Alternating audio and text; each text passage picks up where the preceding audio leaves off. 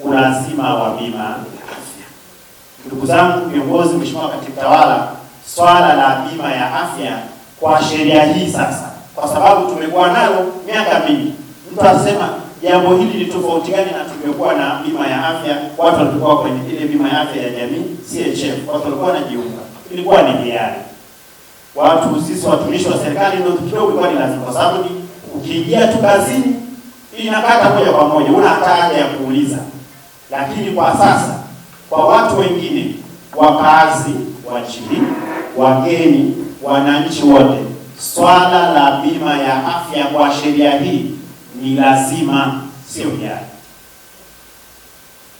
Japo ukienda kwenye sheria hii kifungu cha 5, sheria hii itaanza kuwa ya lazima baada ya miaka 3 ya mwanzo ya kazi waliotupa waheshimiwa wabunge, kwamba ni wajibu wa serikali na viongozi wengine kwenye ngazi tofauti tofauti kuwaelimisha wananchi, waelewe, washawishike, waone umuhimu, wajiunge kwenye bima ya afya.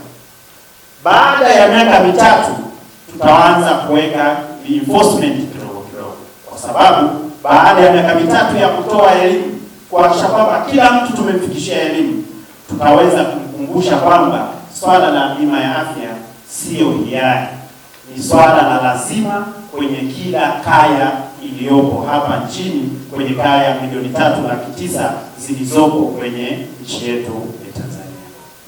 Tuna kaya zipatazo milioni 3.9 kama na 19 hivi ambazo hazina uwezo.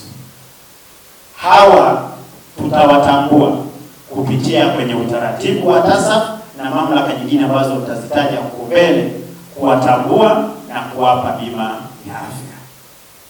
Ndugu washiriki, mchakato wa bima ya afya kwa wote ulianza kwa Bunge kutunga sheria ya bima ya afya kwa wote mwaka 2023 na kanuni zake.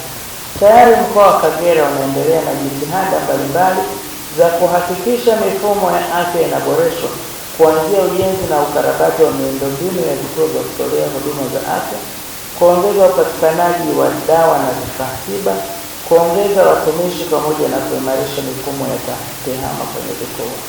Hata hivyo, juhudi hizi haziwezi kuwa na tija ikiwa wananchi hawatakuwa na uwezo wa kupata huduma hizo kutokana na changamoto ya gharama.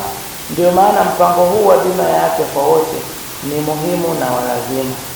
Aidha, hadi kufikia leo tarehe 22 Disemba 2025, vituo 372 kati ya vituo 393 vya kutolea huduma za afya tayari vimesajiliwa na Mamlaka ya Udhibiti wa Bima TIRA, ikiwa ni takwa la sheria ya bima ya afya kwa wote, kwa kuwa kila kituo cha kutolea huduma za afya kuhakikisha kinapata ithibati.